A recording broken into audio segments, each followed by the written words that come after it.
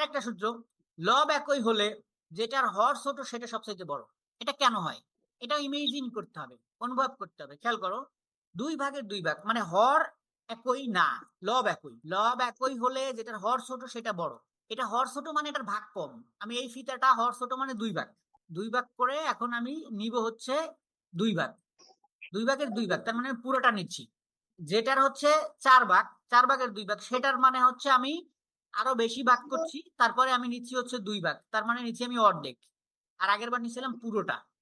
তার মানে তোমাকে ইমেজিন করতে হবে যেটার লব একই থাকবে, লব একই থাকলে কেন যেটার হর ছোট সেটা বড় হয়? কারণ সেটার ভাগ কম, সেটার ভাগ কম। এটা যদি আমি 7 ভাগ করি, 7টা ভাগ করলে 2 ভাগে আমার খুবই কম পড়বে। তুমি যদি টাকা 70 টাকা 7 ভাগ করে 2 ভাগ নাও, সেক্ষেত্রে তোমার অবশ্যই কম পড়বে।